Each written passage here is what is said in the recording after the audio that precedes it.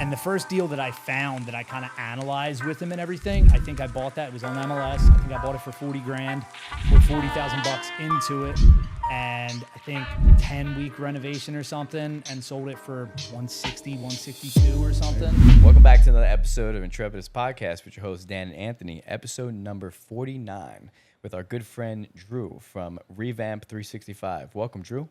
Thank you so much for having me, guys. Excited to be here. Thanks for coming on. You know, it's nice talking to you earlier. Learned a lot, but tell the audience exactly what Revamp is about. Ooh. So Revamp 365 is now a software platform. Basically, it scrapes MLS to help flippers and landlords find good flips, good rentals. Wholesalers can post their deals on there. The big picture view is to be the investor's marketplace. So 1,100 users so far. Yep. Out of those 1,100 users, about 90-something% success rate. People love it. Yep. Nobody's talking about it because you don't advertise yet. Don't advertise, yep. So tell us a little bit about the headache that it cuts out for people in that industry. Yeah, man. So like going back to kind of the inception and why it became a thing in the first place, like rewind 6-7 years, I was flipping a lot of houses. And the way that I was finding most of them was I would go on the MLS and I would extract everything that was available for sale. And I had done a lot of flips by this point, so I knew our average cost per square foot to renovate something. So we would extract everything, put it in Excel, plug in our average cost per square foot, plug in estimated after repair value of the houses, and instead of looking at 5,000 properties and trying to analyze and run calculators on all of them, I would look at like the 50 that are probably going to match our investment criteria. So I was doing that then, and I was buying a lot of deals that way without spending a shitload of time. It cut the time spent massively for me.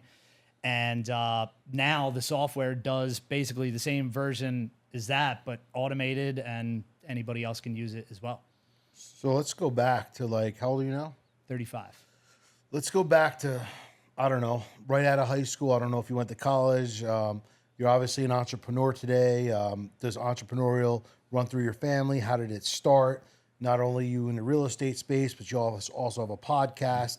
Like, where did all this come about in the last 15 plus years?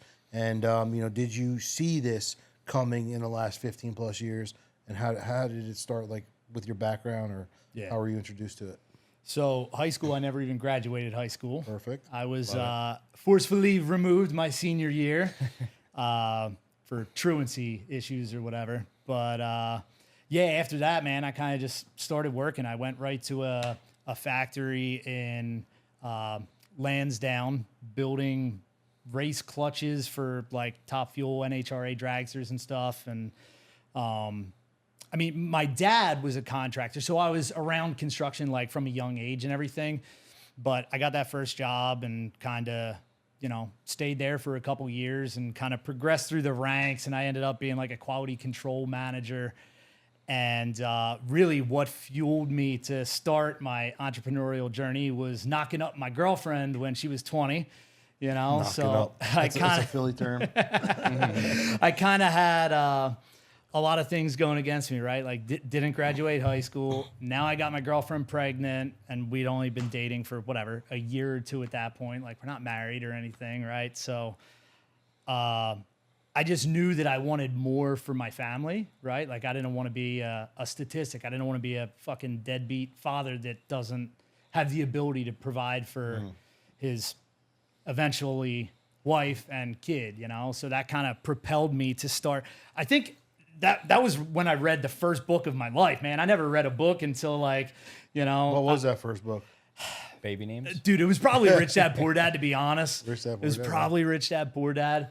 But yeah, I think I read like 5 books that year, and it just it was focused around real estate, so that propelled me to start going to local real estate networking events and meeting some other people and everything. And my plan then was just, I didn't know anything about flipping houses or wholesaling or software, right? Like, my plan was, I want to buy enough rental properties that I can replace the income from my job. So one day I can have freedom, financial security and everything. Got it. So As this all started coming about, obviously you said you read 5 books your first year. How crazy was it that after you read those 5 books, everything you got taught for your first 12 years of school literally went out the window, and whatever you learned in that 5 years is what's been implemented in the last, 15 years?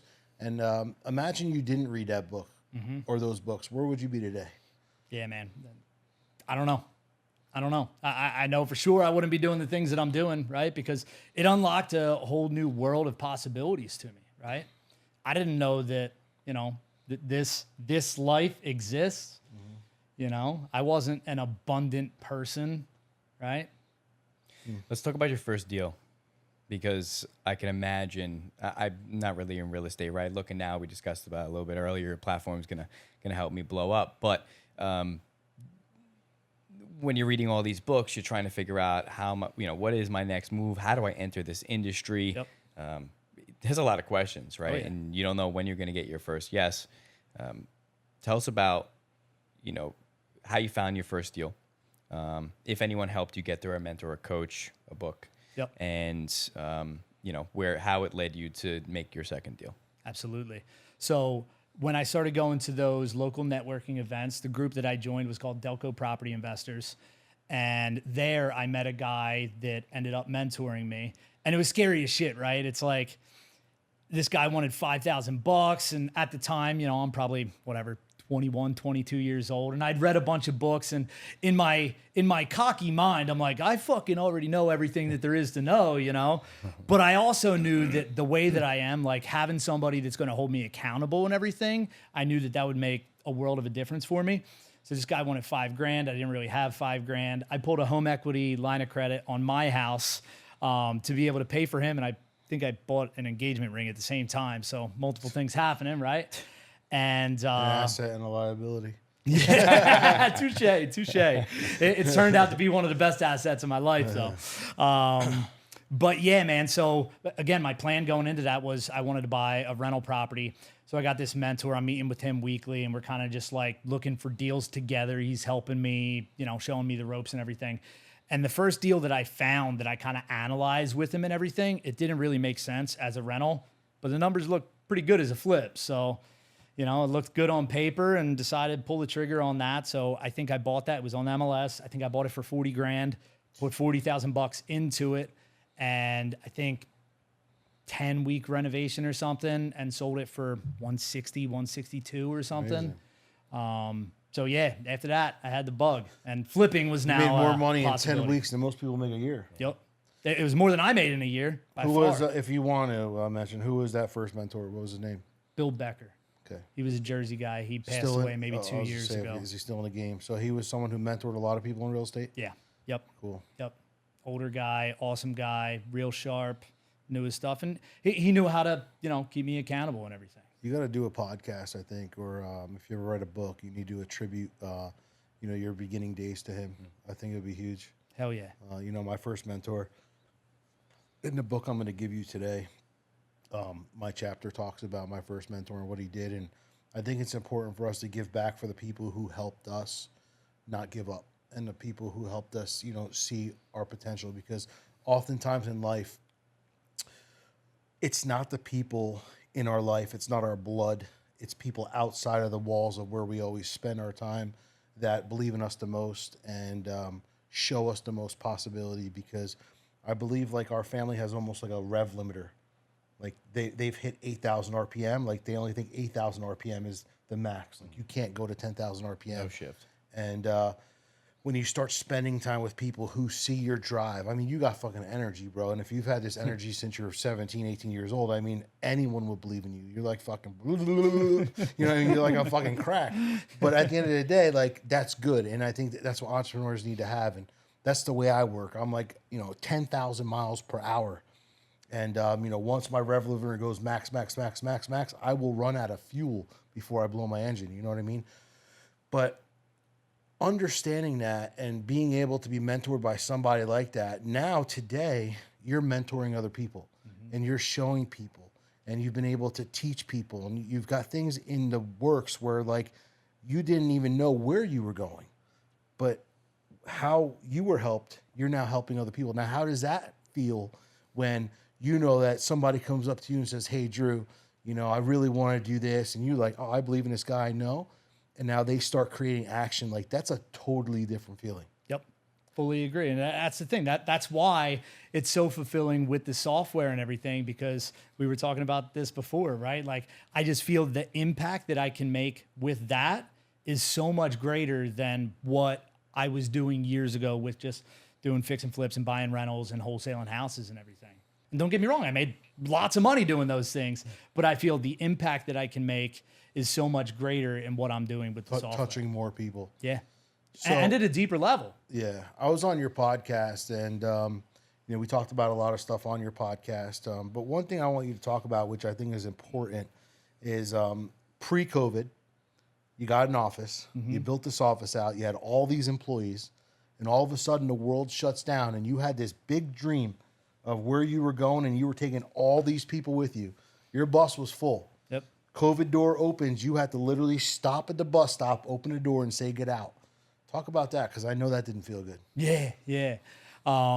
So it wasn't at the beginning of COVID. Actually, COVID kind of propelled us forward. You know, like we were doing good maybe 2 years into COVID, right?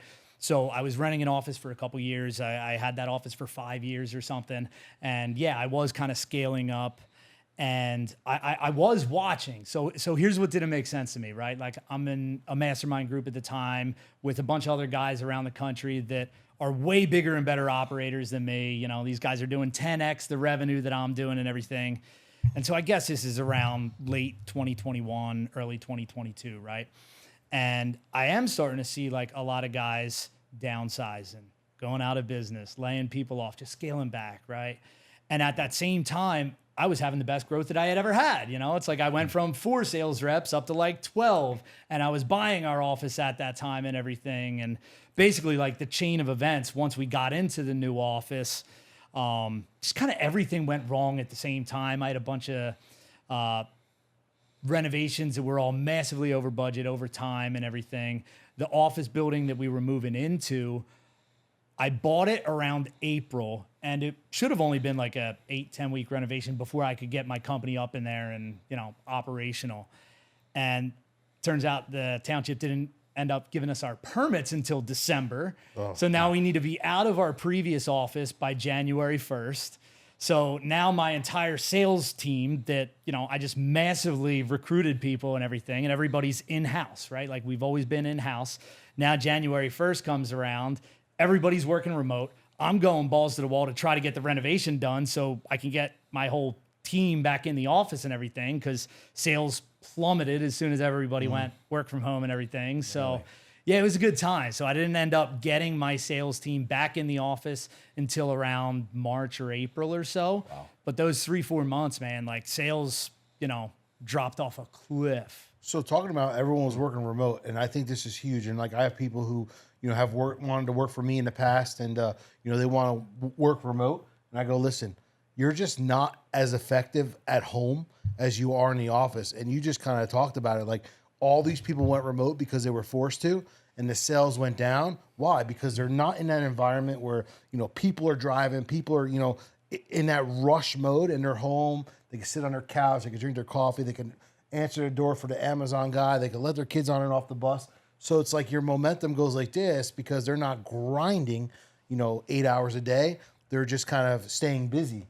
So, you know, talk about that, how the difference of, you know, because I totally think working remote is complete bullshit. And everyone I know who works remote, like, they totally take advantage of it. Oh, yeah. They go places, do things. Of course. Oh, yeah, I'll work remote. I'll bring my laptop in, and fucking people think they're working and they're not working. Starbucks. Yep. Exactly. So, like, right. If you were to build this big enterprise again, would it be remote be on the table or no? No, not at all. It's not effective. And that's not the way that I am anyway. It's like, dude, I'm a really disciplined and driven motherfucker. I can't work from home either, man. There's too many distractions, you know? 100%. It's like my wife's there, my couch is there, my kids are there, you know? It's like there's way too many temptations, you know? I'll go to the office on a weekend by myself because it's like that's the only place that I can actually focus and get into it, man. You guys get more done on a Saturday. No, you guys get more done on a Saturday than almost your whole team could get done Monday through Friday. Dude, absolutely. Because nobody's there, you're focused, you're getting things done. I mean, I remember, like, even in business, when I owned my construction company, I would be like on a Saturday or late at night, I'd go 5 o'clock when everyone left, and I'd stay 5 to 10, and I would kill it. I'd get everything done so that the next day, like, everything was good. And I think as business owners, we know, like, we're so focused, and we don't want to waste time because we're not getting paid by the hour. You know, our dividends are based on the impact we make on the hour, which is the different approach from a business owner to an employee. Absolutely, man. Yeah, I mean, working on a Saturday is like swimming in like very calm water, whereas like working during the week is like swimming on the shore in Jersey in like fucking middle of August when you just get pounded by fucking waves. Yeah. It's just nonstop. So yeah, it's 100% accurate. The work from home thing is interesting because I just listened to a TED Talk on my mastermind group. They put a TED Talk on wanting everyone's opinion about Gen Zers, right? And how the generation's much different now, right? The expectations are a lot higher as far as freedoms are concerned. Pay is expected to be much higher, and it's because the gig economy is also very popular and kind of easy to get into with the digital age and everything. But the interesting thing about this woman who was delivering the TED Talk, which by the way I think was terrible, she had said.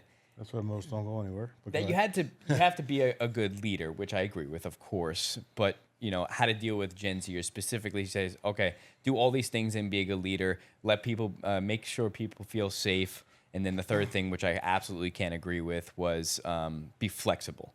And it was that work from home. Basically, let them do what they want to do. And that's what I peeled out of this thing. No It was fucking way. somebody telling me that in order to deal with the new generation, I have to just let people do whatever they want.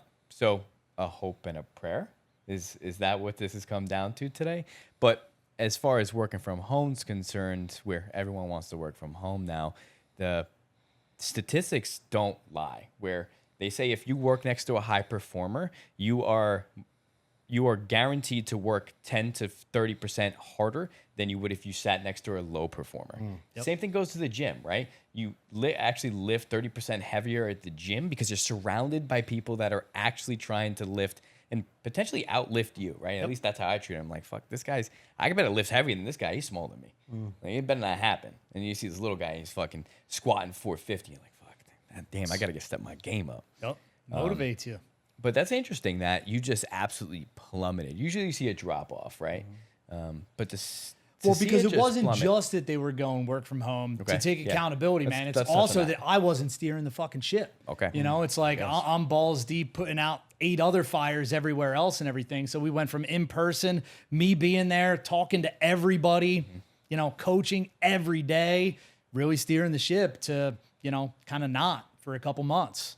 If you don't guide the sail goes its own way. Yep. It's never the way you want it to go.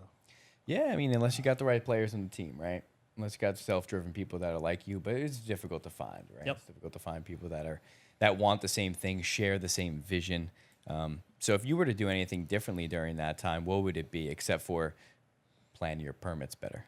Man, it's a great question. What would I have done different?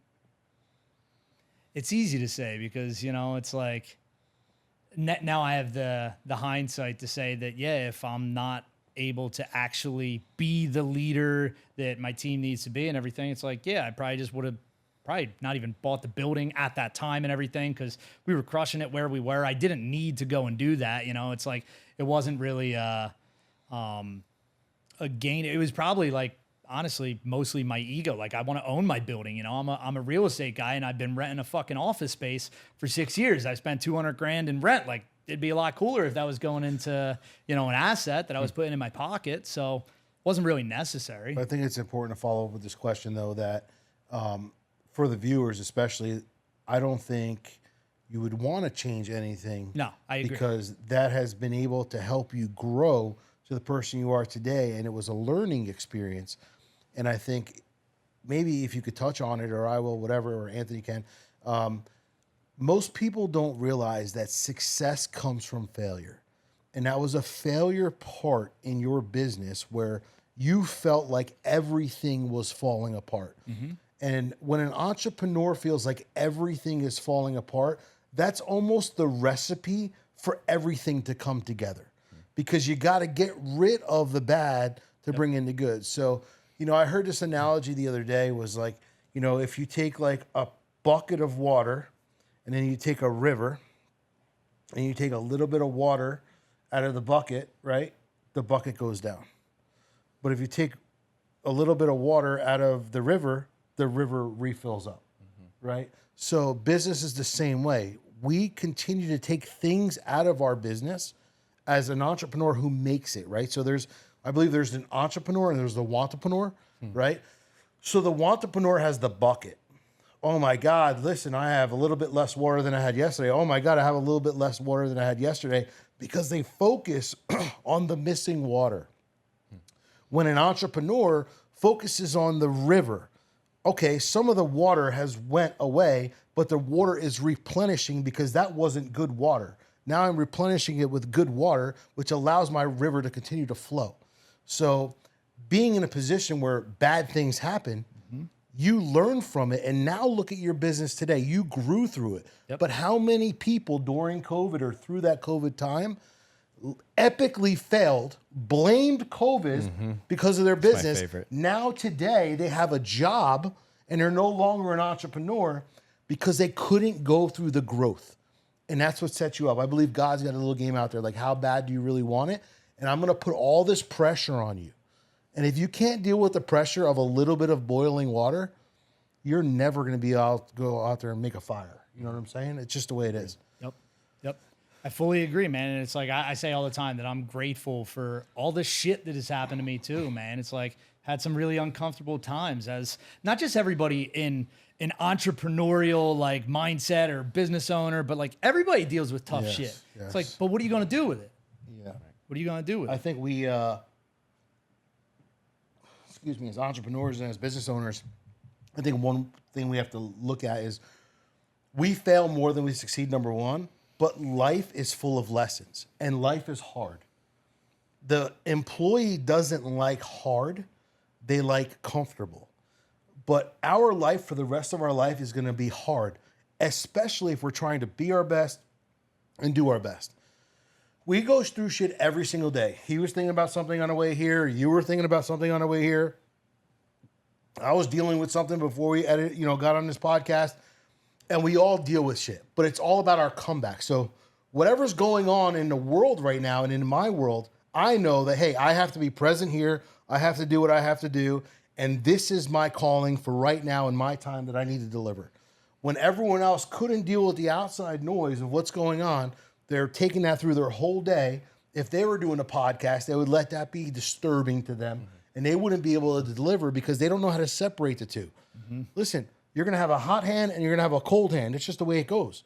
That's the way life goes. And at the end of the day, like, your job is to be able to balance the hard times and the good times. And even though balance for business and personal life and all that is difficult, balance in business for being able to control yourself and control your emotion is not difficult if you actually attend to it and you put yourself to it. It's only difficult when you think it's not possible and you allow the bad times and the hard times to overcome the good times, and then that's when you never win.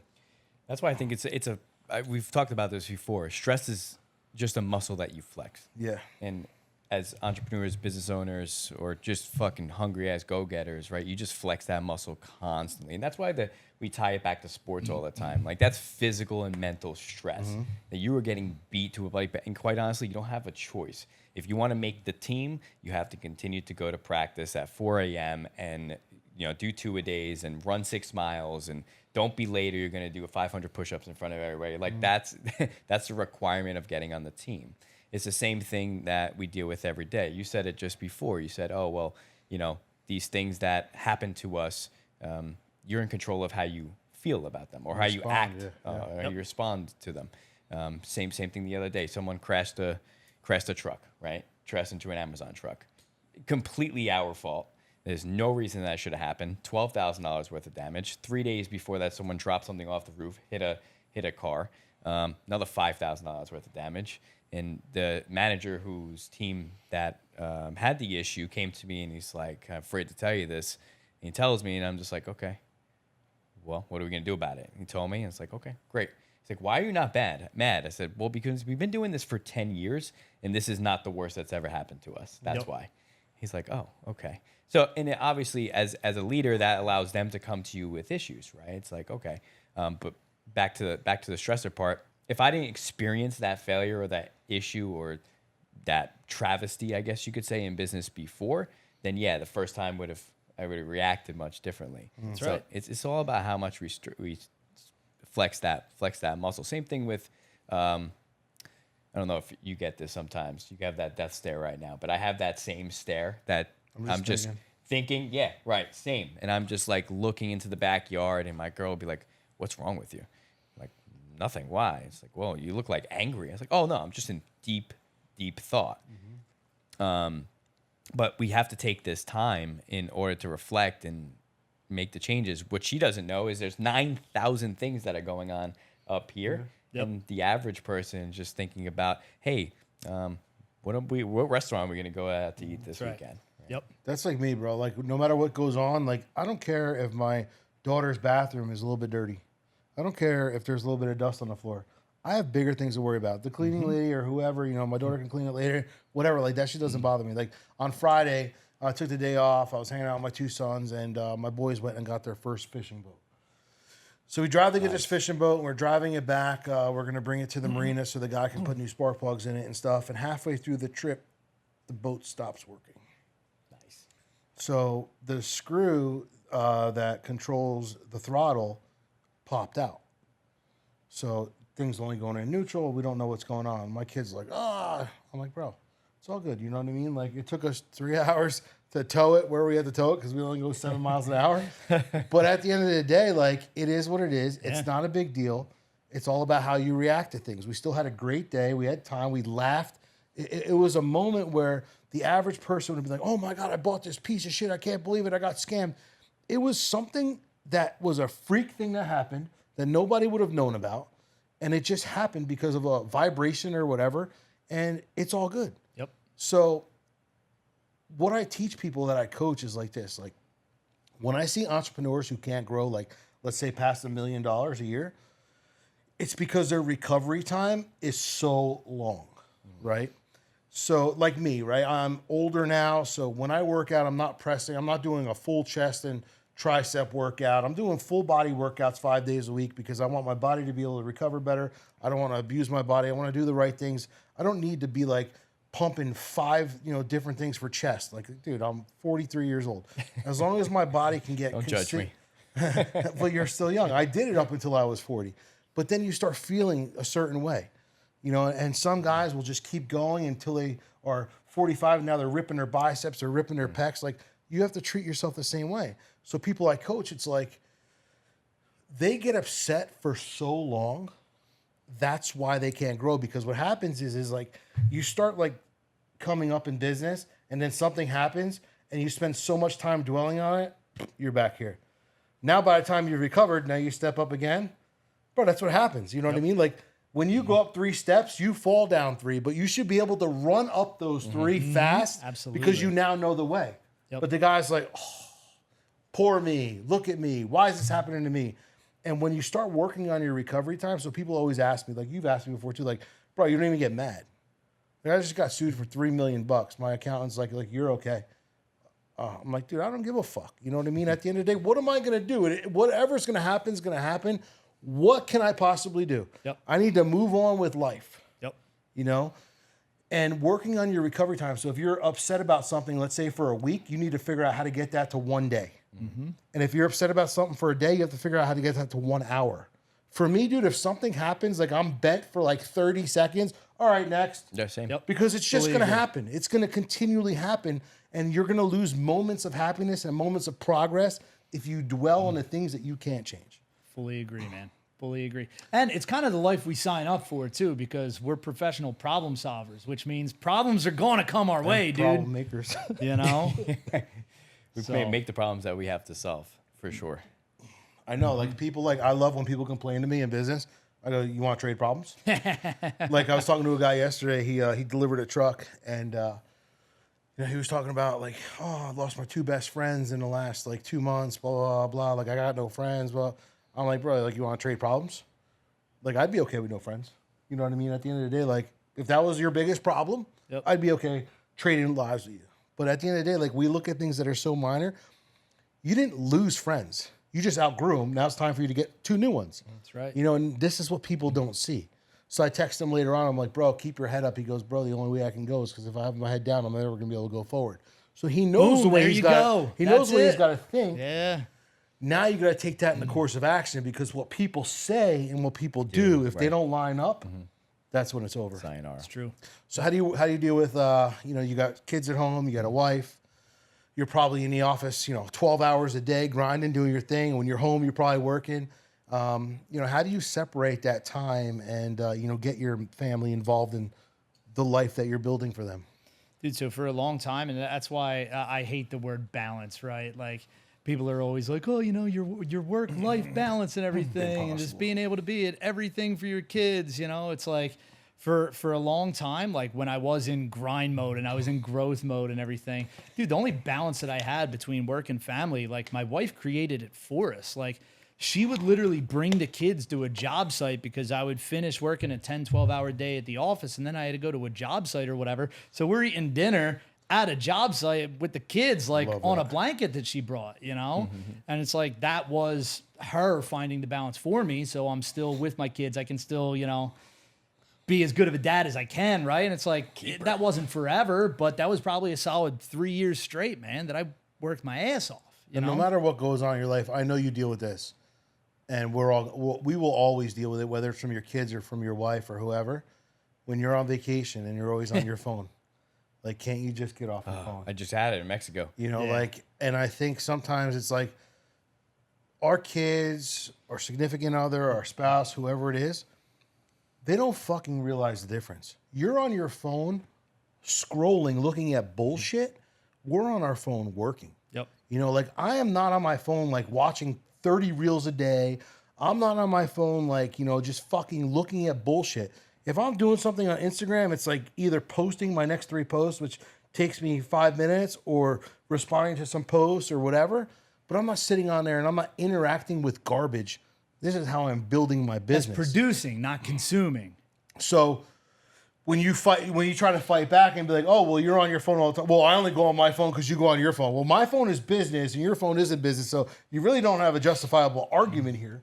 You know what I mean? Right? Because that happens to all of us, right? You said you just dealt with it. Oh, yeah. Nonstop. Yeah, I mean, on vacation, right? I'm like, oh, she's like, oh, you get whatever amount of hours in the morning to work on a laptop. She doesn't know is I'm going to work on the phone. You know what I mean? We live in a digital world where I could take my laptop technically in my hand and answer emails all day long. But yeah, same thing. It's like, oh, do you really have to do that right now? It's like, yeah, I do. You know, it makes me feel good. Is that all right? And usually the answer is like, oh, okay, I get it. Yeah. But yeah, right. It's the, you know, my girl's always on the phone. I'm like, yo, you're always on this. She's not like scrolling. She's like shopping. I'm like, why the fuck? You don't even buy anything. You just go like window shop from your phone, which I never thought about the concept before of window shopping, like legitimate window shopping, going to store, which, you know, you go to New York City, you go to Soho, and you window shop. You look at all the mannequins and shit. Now people are literally doing it on their phone, which is wild to think about. I'm watching my kid drive me home the other day. He's on fucking Snapchat while he's driving, fucking taking pictures of the road in front of him, his steering wheel, his dashboard. I'm like, what the fuck are you doing? This is what we do. I just send it to people. I go, you're fucking driving. Like, dude, these kids these days, like these younger kids into like their 20s, they're like literally, if they're going to the bathroom, they take a picture of a floor, they take a picture of a wall, they take a picture of someone's head, they'll take a picture of side of you. It's like and they're sending it to all these fucking weird people. I go, what the fuck are you doing? And my daughter says to me yesterday, like, I have a friend of mine, he's like, I don't know, probably in his mid-30s. And she's like, I'm not going to say his name. And he's got like 4 kids and a wife. And she's like, bro needs to get off Snapchat. Like, he's too old for that shit. My daughter's 15. I'm like, what do you mean? She goes, he's fucking snapping all the time. It's just so weird. Like, you're too old. Get off this stuff. This is not for old people. But it's weird for old people, but not weird for her, right? Yeah, but this is what kids do. They literally, there's something on Snapchat called streaks or something. Like, oh yeah, you have to every like, send day, it to every the same day, person. and if you keep doing it every day, like you get X amount of streaks. And I took my son's phone away probably like, I don't know, 6-7 years ago. I can't do my streaks. I go, that sucks. You know what I mean? Like, what the hell does that mean? You can't. You get paid for those streaks. He's like, What the give hell me your does that phone mean? back. It's wild. I couldn't leave my bedroom when I got in trouble. Never mind have a phone. I didn't have a phone. No, I mean, now if you don't record what you're doing every step of the way, it's like you don't exist as a And you person. didn't Yeah. do it. Yeah, it didn't happen. Yeah. It didn't happen. It's absolutely insane. I actually had Snapchat up until 3 years ago. 2 years ago. I met my girl and she's like, "You have Snapchat?" And I was like, "Yeah, why wouldn't I have Snapchat?" But I had friends who like they have kids and like that's how I watched the kids because they would only see, they wouldn't put it on social media. They would only send it to their friends. That was my justification. I never used Snapchat, but I was like, But "Yeah, that's I have so it for weird, this." bro. Like, I don't know. It's just But weird. that day I deleted it. And I haven't had it since. I was like, all right, if My you're gonna one judge son- me, I guess I'll fucking My delete one it. son deleted it for like a week, and then he went back to it. It was like cocaine addiction. Yeah, no, it's literally a drug for these kids. It's nuts. Yeah. It's absolutely insane. So how do you balance? I mean, now, right? Because that was Don't back ask him then. that question. No balance. How do you find harmony in your? Harmony. Yeah, I stole that by the way. I didn't take it from. I like Actually, it. I got it. It From, sounds a little better than balance. yeah, you know? work-life harmony. You know, Abdel said it for the first time, but I did hear it actually. Someone else said it before him too. So it seems to be a very common expression. But yeah, how do you now find the harmony in your work-life relationship? Even just hearing that word harmony, right? Like thinking back to what you were talking about being on vacation, being on your phone and everything. Like for me, a lot of it is just being totally clear with everybody in my life, not just my wife and kids, but everybody else, everybody that works for me. It's like when I'm doing something, it's because I want to be doing it. You know, it's like if I'm working right now, it's because I want to be working. And maybe I have to sometimes too, right? Maybe there's Your best fires friend, to put out, especially you your know, best friend. You but I guys want to are do it. You guys are so alike, bro. Yeah. Yeah, he was mad at me because I was like have This an dude's obsession. always with working, bro. He doesn't have But he doesn't have an off switch. I love it. But if you know, that's But what it's you what want you to guys do. do. It's what you want to do. You love doing what you're doing. Yep. For me, But- I'm like totally different. I'm like, yo, see ya. I mean, there's days, right? There's days where it's just like I'm fucking over it. But then you could take those fucking days. Yep. You could say, you know what, I'm over it today. I'm just gonna turn my shit off. Yep. But you earn that by Yeah, working yeah, all yeah. those hours. You know, I earn Friday being. you'll on see the it in board. Aruba. You know, turn it off for a little bit.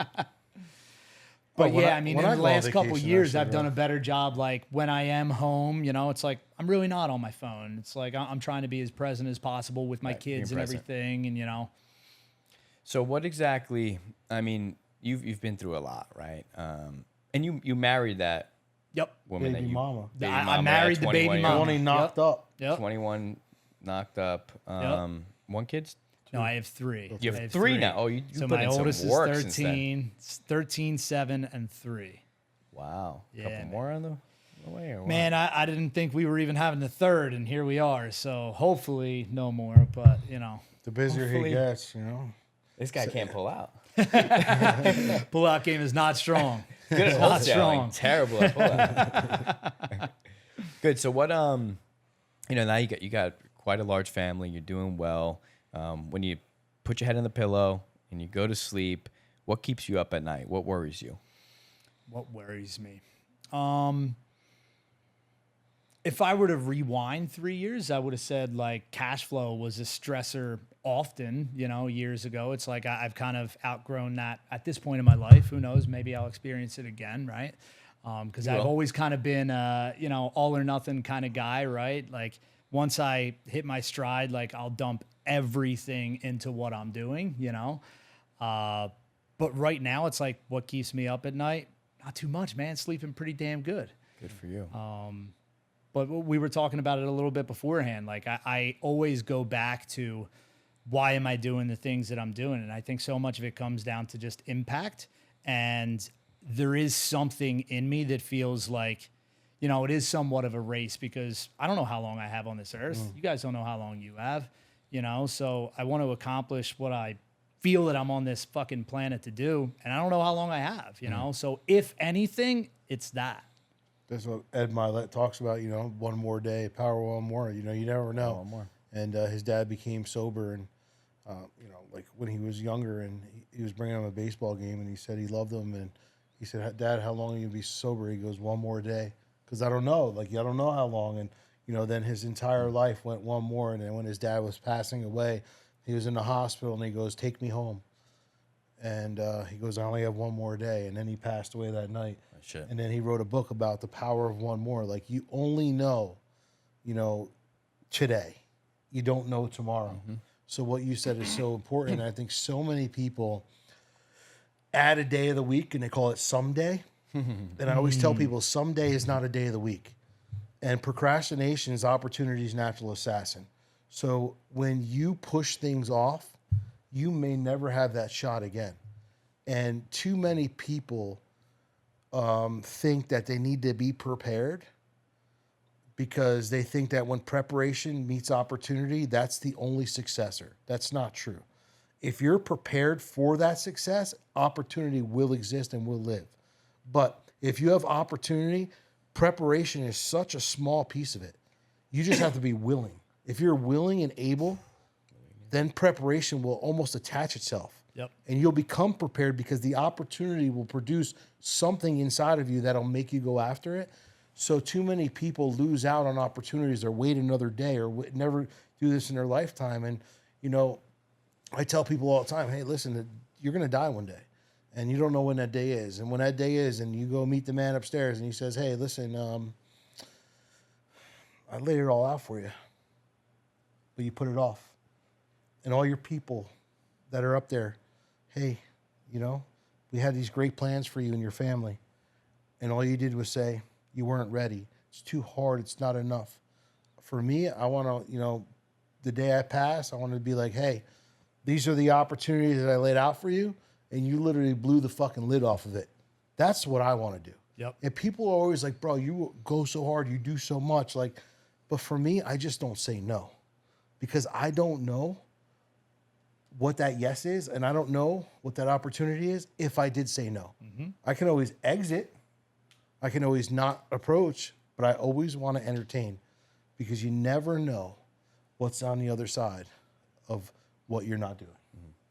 Yeah. Fact. And the whole preparedness thing, it's like, there's no way to be prepared for the unknown, man. It's like you can prepare all your life for something that you think's going to happen.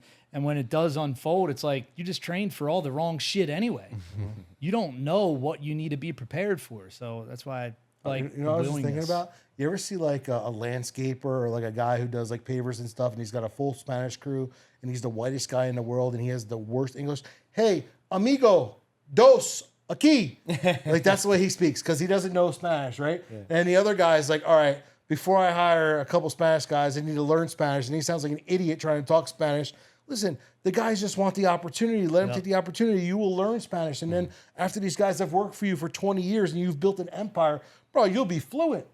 And even if you're not fluent, bro, they're there to drive. They're there to work. They're there to do their thing. They don't give a fuck what you say. Yep. You know, and that's the biggest problem in this world is everyone wants to be good before they start. Yeah, instead of just jumping off the cliff and building the parachute on the way down, right? Yep. Yep.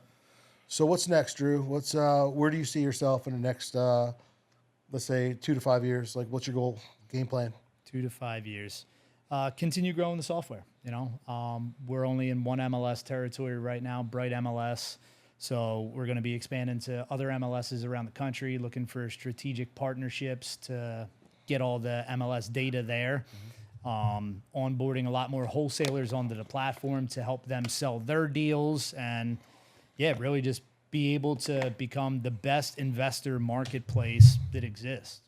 Awesome. Fantastic. All right. So if investors, people who are looking to get into wholesaling, people who are interested in a platform like yours that could help them simplify what they currently do today, how do they find you? Revamp365.ai. .ai. Fantastic. Yeah, man. That will take them to all your Instagram, everything? No, links, the Instagram is just Revamp with Drew. On Facebook, it's just Drew Farnese. Got the YouTube, which is the Revamp Podcast. Whole bunch of other links. Link them in your show Just notes. make sure you get us those links and we'll add it to the caption here. So we appreciate you being our guest today and we wish you continued success. Hey guys, if you're not following us on YouTube, Spotify, Apple Music, go ahead and do so. It really helps us and boosts our algorithm. Like and share. Thanks, guys.